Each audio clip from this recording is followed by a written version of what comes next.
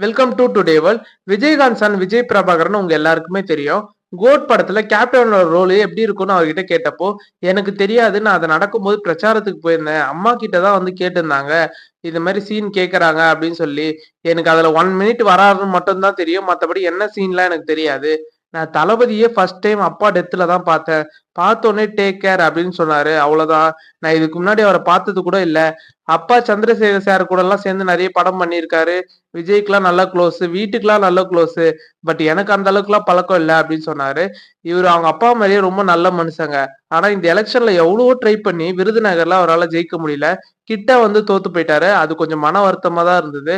அதுவே அவங்க ஃபேமிலிக்கு ரொம்ப டிப்ரெஷனா இருக்குன்னு ஒரு இன்டர்வியூல கூட சொல்லியிருப்பாங்க. தளபதி கெரியருக்கு விஜயகாந்த் எவ்வளவு முக்கியம்னு உங்க எல்லாருக்குமே தெரியும். அது இல்லன்னுலாம் நம்ம சொல்ல முடியாது. விஜயகாந்த் இன்னொரு சன் இருக்கார்ல, அவரு ஒரு படம் நடிக்கிறாரு.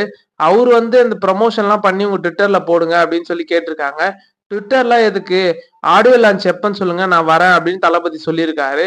அவர் செஞ்சத திருப்பி அவங்க பையனுக்கு செய்யணும்னு நெனைக்கிறாரு. ஏன்னா, தளபதி ட்விட்டர்ல போறத விட ஆடியோ லான்ச்சுக்கு வந்தா அந்த மூவியோட இம்பாக்ட் எப்படி இருக்கும்னு உங்க எல்லாருக்குமே தெரியும். அதனால அந்த மூவி ஆடியோ லான்ச்ல தளபதிய கண்டிப்பா நம்ம எதிர்பார்க்கலாம். விஜயகாந்த் கட்சி கூட விஜய் கூட்டணி வச்சா நல்லா தான் இருக்கும். இந்த இன்ட்ரெஸ்டிங்கான டாபிக்க நெக்ஸ்ட் வீடியோல பார்க்கலாம் டீடைலா. சேனல சப்ஸ்கிரைப் பண்ணிட்டு பெல் ஐகானை கிளிக் பண்ணுங்க. உங்க கருத்த கமெண்ட் பண்ணிட்டு போங்க. பாய்.